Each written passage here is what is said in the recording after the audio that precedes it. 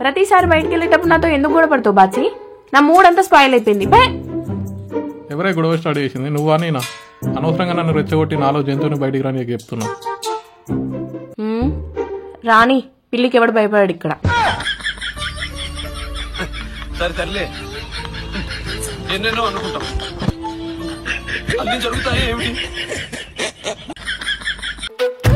ఏంట్రా మళ్ళీ షాపింగ్ వెళ్ళొచ్చావా? వారానికి 2 times వెళ్తున్నావు. ఇది నీకు ఒక హ్యాబిట్ అవుతుంది తెలుసా? ఆపుతావా? ఇది నా కోసం అనుకుంటున్నావా?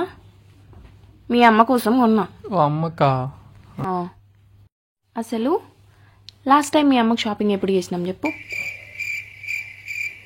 గుర్తులేదు కదా? కదా అందుకే ఎవరో ఒకరు కొనాలని నేను కొన్నా. సారీరా. ఇంకొకసారి ఏదైనా అనేటప్పుడు ఆలోచించి అడిగి అను. ఓ పెద్ద అన్నిటికీ పాపం ఫీల్ అయినట్టున్నారు.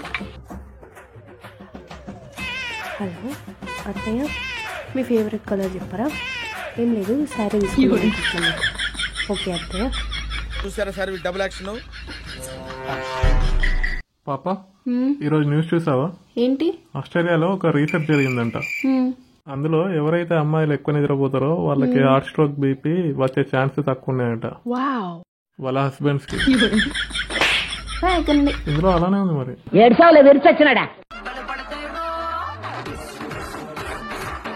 పాప అమ్మ వస్తుందటనే.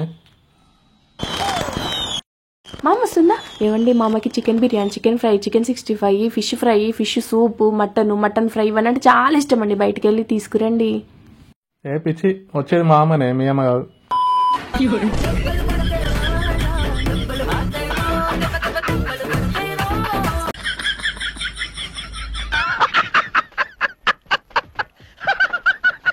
ఏంటి బాచి అబ్బాయిలు గొప్ప అంటావు?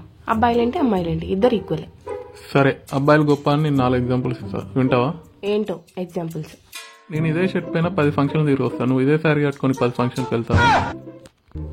పాయింట్ నెంబర్ 2, 10 మంది ఉన్న ఫంక్షన్లో మాట్లాడుకుంటా నేను 2 గంటలు ఉంటా, నువ్వు ఉంటావా? పాయింట్ నెంబర్ 3, నేను మా అత్త గొప్ప అని 10 మందికి చెప్తా, నువ్వు మీ అత్త గొప్ప అని 10 మందికి చెప్తావా? పాయింట్ నెంబర్ 4, వింటున్నావా? విను, నేను నా తప్పులు అయిపోయినా సారీ చెప్తా, నువ్వు చెప్తావా?